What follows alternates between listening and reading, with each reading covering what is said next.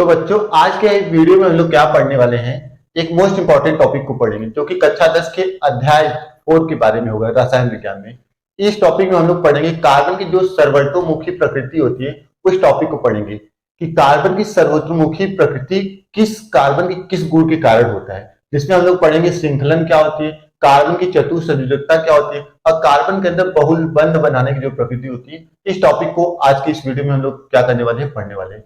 तो कार्बन की सर्वतोमुखी प्रकृति का मतलब क्या है, कार्बन जो होता है वो बहुत सारे जो तत्व होते हैं उनसे क्या करता है, बंध बनाता है। यही प्रकृति कार्बन की क्या कहलाती है, सर्वतोमुखी प्रकृति कहलाती है। अभी बंध दूसरे तत्वों से क्यों इतना ज्यादा बंध बनाता है, अभी तक लगभग 3 मिलियन यौगिक कार्बन के द्वारा बनाए जा चुके हैं। अगर पूरी केमिस्ट्री को उठा के एक तरफ रख दिया जाए और कार्बन के कंपाउंड को केवल एक तरफ रख दिया जाए, कार्बन के कंपाउंड होंगे वो सभी तत्वों द्वारा बनाए गए कुल कंपाउंड से क्या होंगे, अधिक होंगे। अकेले केवल कार्बन इतना कंपाउंड बना देता है। वो क्यों बनाता है, यही कार्बन के अंदर जो दो गुण होती है, एक श्रृंखलन होता है और एक चतुसंयोजकता। इसी दोनों गुण के आधार पर कार्बन इतना ज्यादा क्या करता है, यौगिक को बनाता है। तो श्रृंखलन क्या होता है, इस चीज को समझते हैं। श्रृंखलन का मतलब जुड़ना, श्रृंखला का मतलब एक का दूसरे से जुड़ना, दूसरे का तीसरे से जुड़ना, तीसरे का चौथे से जुड़ना। लेकिन यहाँ पे कार्बन में श्रृंखलन का मतलब क्या है, कार्बन खुद दूसरे परमाणु से भी जुड़ता है और खुद के परमाणु से जुड़ता है। अगर कार्बन खुद के परमाणु से जुड़ेगा तो यही प्रकृति क्या कहलाती है, कार्बन की श्रृंखलन प्रकृति कहलाती है। समझ गए। और कार्बन की क्या होती है, चतुसंयोजकता। अगर कार्बन के बाह्य कोश में आप इलेक्ट्रॉनों की संख्या काउंट करेंगे तो उसमें 4 इलेक्ट्रॉन उपस्थित होते हैं। तो एक क्या होगी, कार्बन की चतुसंयोजकता होती है। इसी पूरे टॉपिक को आज के इस वीडियो में हम लोग समझेंगे और एक अच्छे से नोट्स को भी बनाते हुए चलेंगे, ठीक है ना। तो पहले हम लोग क्या करते हैं, थोड़ा समझ लेते कि श्रृंखलन कहने का मतलब क्या है। ये क्या है, एक कार्बन परमाणु है, यहाँ पर एक कार्बन परमाणु है और इसका जो परमाणु क्रमांक होता है, परमाणु क्रमांक वो कितना होता है, 6 होता है। ठीक। अगर इसका हम लोग इलेक्ट्रॉनिक विन्यास करें तो हमें क्या मिलता है, 2 और 4 मिलता है। ये जो 4 है ये यल कोष में इलेक्ट्रॉन है, 4 इलेक्ट्रॉन। और यस कोष को पूर्ण होने के लिए कितने इलेक्ट्रॉन की जरूरत है, 8 इलेक्ट्रॉन की क्या है, जरूरत है। और इसमें है क्या, 4 इलेक्ट्रॉन। तो इस वजह से जो ये 4 इलेक्ट्रॉन होते हैं, ये जो कार्बन परमाणु होता है ये अपने 4 इलेक्ट्रॉन को किसी दूसरे एटम को दे नहीं सकता। क्योंकि अगर दे देगा तो इसके नाभिक में जो प्रोटॉनों की संख्या हो जाएगी वो कितनी हो जाएगी, प्रोटॉनों की संख्या हो जाएगी यहाँ पे 6। और इस 4 इलेक्ट्रॉन को दूसरे परमाणु को देने के लिए, इलेक्ट्रॉन निकालने के लिए हमें क्या होगी, बहुत ज्यादा ऊर्जा इसके ऊपर लगाना पड़ेगा। इस वजह से जो कार्बन होता है वो 4 इलेक्ट्रॉन त्याग करके कभी भी सी, जो कार्बन होता है वो कभी भी C4+ आयन नहीं लगाता है। ये आपको ध्यान रखना है, समझे, कभी भी नहीं बनाएगा। और यदि इसको 4 इलेक्ट्रॉन दे दिया जाए तब भी ये नहीं हो पाएगा, क्योंकि अगर 4 इलेक्ट्रॉन ले ले तो C4- बना लेता है, तो ये भी ये कभी नहीं बनाएगा। इस वजह से क्या करता है, ना कभी C4+ बनाता है ना C4- बनाता है। एक कार्बन जो होता है इसके बाह्य कोश में जो 4 इलेक्ट्रॉन होते हैं, ये जो 4 इलेक्ट्रॉन होते हैं, ये चारों इलेक्ट्रॉन क्या करता है, दूसरे कार्बन परमाणु से केवल साझा करता है। क्या करता है, दूसरे कार्बन परमाणु से क्या करेगा, केवल साझा। और दूसरे कार्बन परमाणु वाले भी जो इलेक्ट्रॉन रहेंगे वो क्या करेंगे, इलेक्ट्रॉन का साझा करेंगे। समझ गए। मतलब एक कार्बन हो गया, एक दूसरा कार्बन, तो एक एक इलेक्ट्रॉन का साझा हुआ तो क्या बन गया, एक बंध बन गया। अगर इसी तरीके से 2-2 इलेक्ट्रॉन का साझा होने लगे तो 2 आबंध बन जाएगा, द्विआबंध जिसको बोलते हैं। अगर 3-3 इलेक्ट्रॉन का साझा होने लगा तो त्रिआबंध बन जाएगा। तो पहला चीज आप समझे, कोई भी परमाणु आपको ऐसा नहीं मिलेगा पीरियोडिक टेबल में, आवर्त सारणी में, जो जिसके अंदर तीनों बंध बनाने की प्रकृति हो। एकल आबंध, द्विआबंध और त्रिआबंध तीनों बनाता होगा, नहीं बनाता होगा कोई भी ना। बहुत कम ऐसे तत्व होंगे जो कि केवल तीनों आबंध बनाते हैं। पहला तो एक नेचर होगा कि एक बंध भी बनाता है, द्विआबंध भी बनाता है और त्रिआबंध भी बनाता है। दूसरा ये भी नेचर होता है कार्बन के अंदर कि एक कार्बन ऐसे जुड़ गया, अब नीचे एक कार्बन जुड़ जाएगा, फिर यहाँ पे एक कार्बन जुड़ जाएगा, फिर यहाँ पे एक कार्बन जुड़ गया, अब यहाँ पे इस तरीके से कार्बन जुड़ जाएगा, एक कार्बन यहाँ पे जुड़ जाएगा। समझो, इस तरीके से कार्बन के अंदर बंध बनाने की प्रकृति होती है।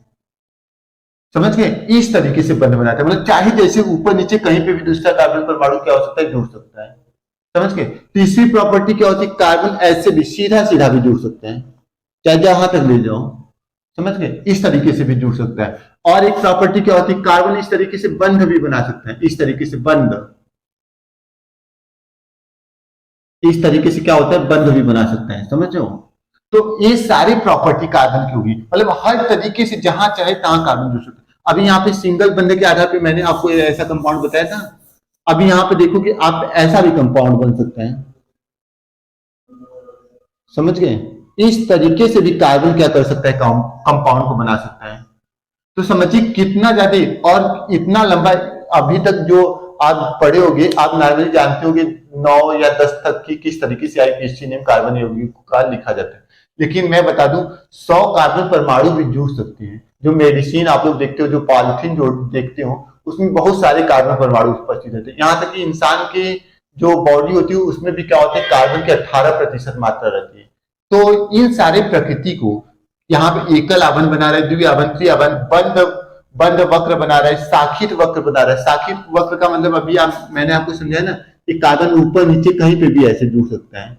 तो ये क्या है, एक तरीके की शाखा ही बना तो रहा है। यहाँ पर एक क्या बना रहा है, शाखा ही तो बना रहा है। इसमें देखिए यहाँ पे एक शाखा के थ्रू यहाँ जुड़ गया, यहाँ पे जुड़ गया, और सीधा श्रृंखला भी बना ले रहा है। इस तरीके से सीधा भी बना ले रहा है। तो शाखा भी बना रहा है, सीधा भी बना रहा है, बंध भी बना रहा है, एकल आवन भी बना रहा है, द्विआवन भी बना रहा है, त्रिआवन भी बना रहा है। इतने सारे गुण कार्बन केवल अकेले दिखा रहा है। तो अब आप ही बताओ कि कार्बन बहुत सारे जो यौगिक होते हैं उसको बना सकता है कि नहीं बना सकता, बना सकता है, क्यों नहीं बना सकता। और इसके अंदर एक और गुण होती है कि ये लंबी श्रृंखला बना सकती है। लंबी श्रृंखला का मतलब बहुत लंबा, इतनी ही होगी। अब ये जो कार्बन की ये प्रॉपर्टी होती है, ये केवल कार्बन से ही नहीं बनाता है, ये बहुत सारे तत्वों से बना सकते हैं। जैसे कार्बन जो होता है वो नाइट्रोजन से भी जुड़ सकता है, इस तरीके से, ठीक ना। यहाँ पे नाइट्रोजन के भी साथ आवन बना दिए, ऑक्सीजन के साथ भी जुड़ सकते हैं, इस तरीके से। लो समझे। तो carbon, nitrogen, oxygen, chlorine, fluorine, bromine, iodine, जितने तत्व हैं, सोडियम से नहीं जुड़ेगा, ठीक ना। मतलब कि जो निगेटिव चार्ज वाले रहते हैं मैक्सिमम, उससे क्या करता है, कार्बन जुड़ सकता है। तो समझिए खुद से ऐसा ऐसा बंध बना रहे, फिर दूसरे दूसरे तत्वों से भी बंध बना रहे, द्विआवन, त्रिआवन। तो अब बताओ कार्बन की ढेर सारे कंपाउंड बने कि नहीं।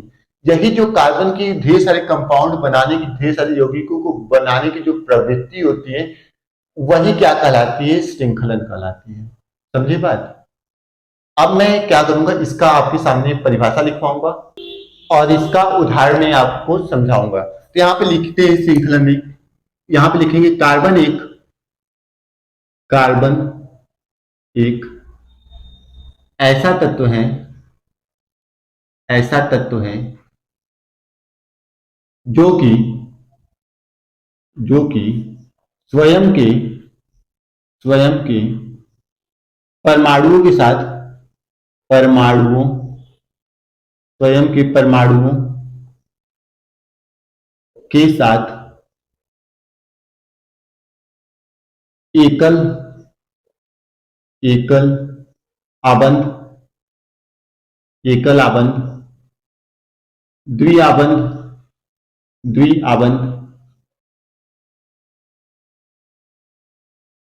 गामा त्रिआबंध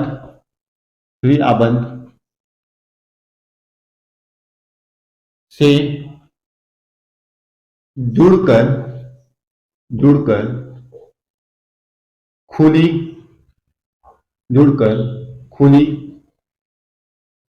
बंद एवं शाखित श्रृंखला का, शाखित का मतलब शाखा के रूप में, शाखित श्रृंखला का निर्माण सहसंयोजी बंधों के द्वारा करता है। सहसंयोजी बंधों के द्वारा करता है, सहसंयोजी बंधों के द्वारा करता है, जिसे कार्बन का श्रृंखलन प्रकृति कहते हैं। कार्बन का श्रृंखलन प्रकृति कहते हैं, समझ गए। तो ये जो आपको 4 लाइन का यहाँ पे परिभाषा दिख रहा है, 1 2 3 4, ये 4 लाइन की जो परिभाषा यहाँ पे आपको लिखा हुआ दिख रहा है, ये दूसरे लोगों के जो परिभाषा है उसके कम से कम 7 या 8 लाइन की परिभाषा के बराबर है, क्योंकि उन सभी चीजों को इस 4 लाइन की परिभाषा में क्या किया गया है, लिख दिया गया है।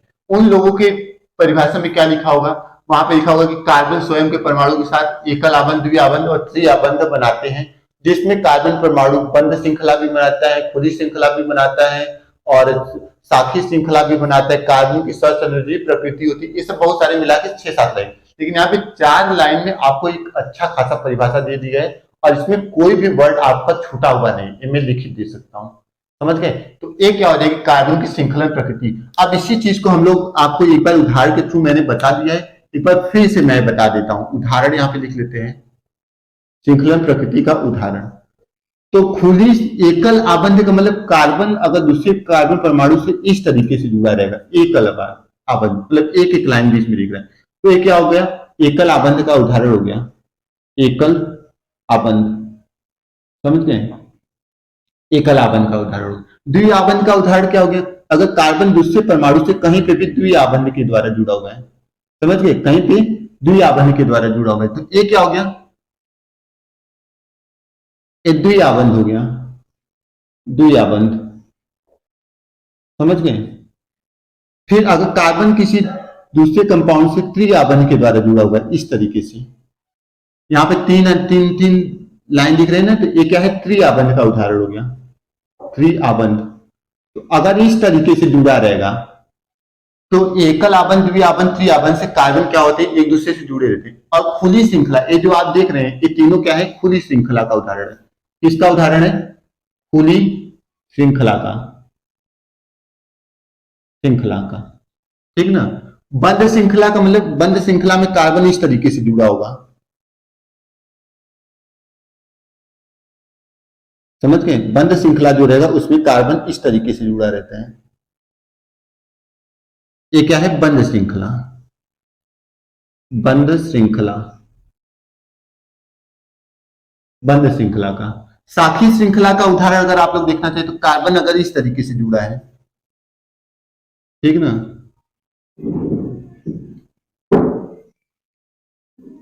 इस तरीके से कार्बन परमाणु कोई जुड़ा हुआ है, तो यहाँ पे देखिए अलग अलग जगह से कार्बन एक सीधे जुड़ गया, फिर उसके बगल से कार्बन जुड़ गया, फिर इसके बगल से जुड़ गया, फिर इसके नीचे से जुड़ गया, फिर इसके दाहिने तरफ से जुड़ गया। तो इस तरीके से जो एग्जाम्पल देख रहे हैं क्या है, साखी श्रृंखला का है। साखित का मतलब अलग अलग इसमें से शाखाएं निकले हुए हैं, ये क्या है, साखित श्रृंखला का। समझ गए? तो इन सभी प्रकृति की वजह से क्या होता है, कार्बन वर्जेटाइल नेचर को शो करता है, जो उसके अंदर सर्वोत्तरमुखी प्रकृति होती है उसको बनाता है। तो ये श्रृंखला में आपको इतना लिख लेना है, इतना लिख लेंगे, एक नंबर भी आपको कटेगा नहीं। समझ गए? अब हम लोग क्या देखेंगे, कार्बन की चतुसंयोजकता को देखेंगे।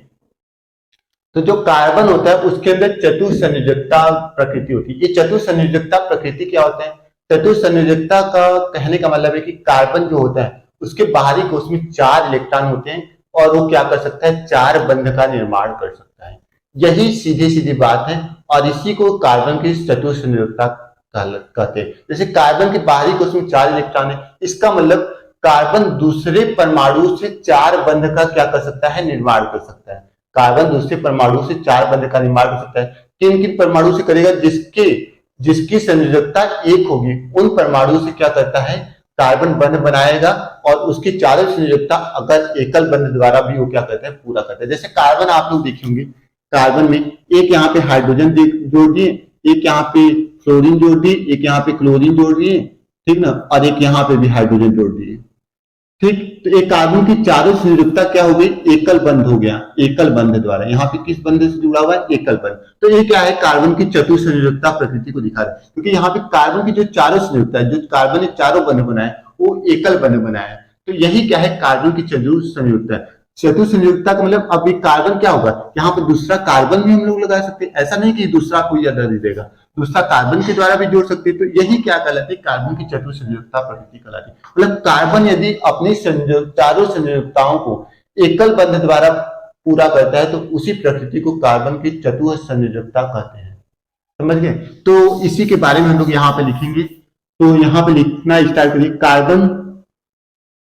कार्बन में सहसंयोजी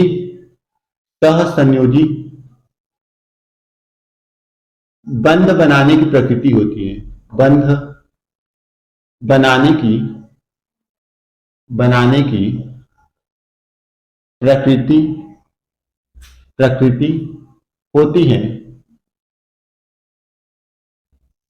कार्बन का कार्बन का इलेक्ट्रॉनिक विन्यास इलेक्ट्रॉनिक विन्यास विन्यास 2,4 दो जो होता है वो के सेल में और 4 यल सेल 2,4 होता है 4 होता है। ठीक ना। अतः कार्बन अपनी कार्बन की संयोजकता अतः कार्बन की संयोजकता 4 होती है 4 होती है जो कि अष्टक को अष्टक को पूर्ण करने के लिए अष्टक को पूर्ण करने के लिए कार्बन स्वयं से कार्बन स्वयं से कार्बन स्वयं से या दूसरे परमाणुओं से या दूसरे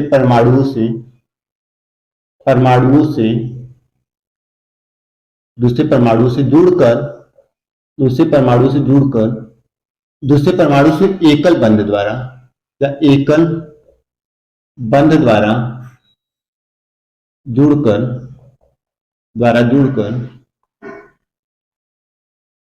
अपनी अपनी चारों संयोजकताओं को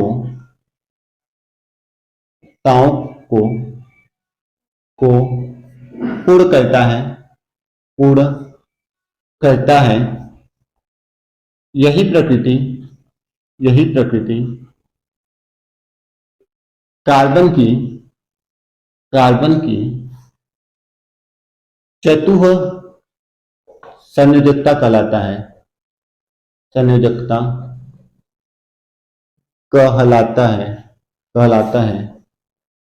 ठीक ना। उदाहरण के तौर पे यहां पे लिख सकते हो। उदाहरण में एक तो ऐसे लिख सकते हो मेथेन जो होता है यहाँ पे 4 हाइड्रोजन जुड़े रहते हैं। एक कार्बन की सचुर संयोजकता प्रकृति का उदाहरण है। दूसरा देख सकते हो यहाँ पे एक हाइड्रोजन ले लिए, एक क्लोरीन ले लिए, एक कार्बन ले लिए। ठीक ना। और यहाँ पे एक फ्लोरीन ले ली। ये भी क्या है, कार्बन की चतुर संयोजकता वाला ही कंपाउंड है। तो ये सब क्या है, उदाहरण है। मतलब यहाँ पे जो भी कार्बन से परमाणु जुड़ेंगे सबकी संयोजकता एक ही होगी, तो वो क्या होगी, कार्बन की चतुर संयोजकता प्रकृति को दर्शाएगा। तो ये क्या करना है, आपको इसका नोट से लिख लेना है। समझ गए। अब हम लोग क्या करेंगे, नेक्स्ट कार्बन के अंदर जो बहुल बंध बनाने की प्रकृति होती है उसको भी नोट्स करवाएंगे। देखिए कार्बन जो होता है वो क्या है, एक छोटा परमाणु है।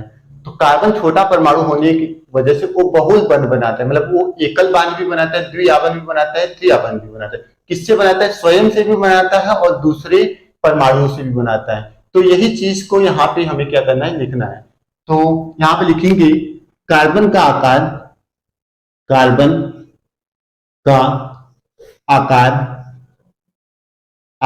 छोटा होने के कारण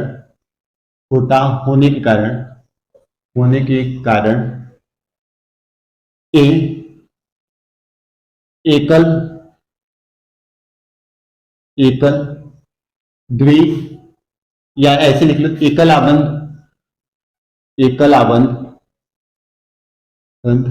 द्विआबंध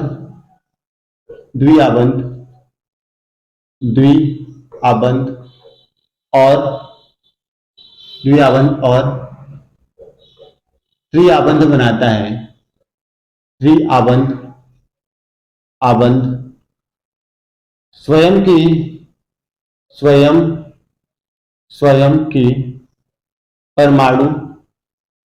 परमाणु या अलग अलग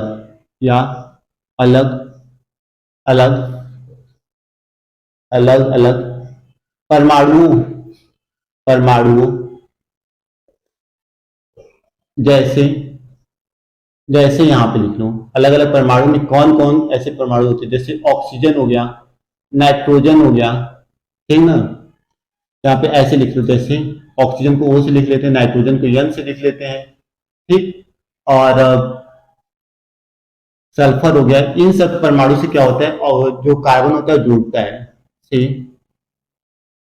कार्बन का आकार छोटा होने के कारण एकल बंध, द्विबंध बंध और त्रिबंध बंध स्वयं के परमाणु या अलग अलग परमाणु से बनाता है जिसे जिसे कार्बन का कार्बन का बहुल बंध, बहुल मतलब अलग अलग प्रकार के बंध, बहुल बंध बनाने की प्रकृति कहते हैं, बनाने की प्रकृति कहते हैं, प्रकृति कहते हैं। मैं आपको ये चीज बता दूं कि कार्बन के नीचे जितने तत्व हैं वो सभी ये चीज कर सकते थे, लेकिन उसके अंदर ये सब प्रॉपर्टी इसलिए नहीं होती क्योंकि उनकी आकार जो होती है वो कार्बन से बड़ी हो जाती है। अब आकार बड़ी होने की वजह से जो प्रोटॉन और इलेक्ट्रॉन के बीच में जो आकर्षण बल होता है वो कम हो जाता है, इस वजह से उनके बीच की जो बॉन्डिंग बनती है वो कमजोर बनती है और एक स्थायी यौगिक का निर्माण नहीं हो पाता। इसलिए कार्बन का आकार छोटा होने के कारण वो बहुल बंध भी बनाता है और एक स्थायी यौगिक का भी निर्माण करता है। तो मुझे उम्मीद है ये पूरी टॉपिक आपको पूरी तरीके से समझ में आई होगी और इस लास्ट टॉपिक का भी आप लोग क्या करिए, स्क्रीनशॉट ले लीजिए और एक बेस्ट नोट्स बनाइए।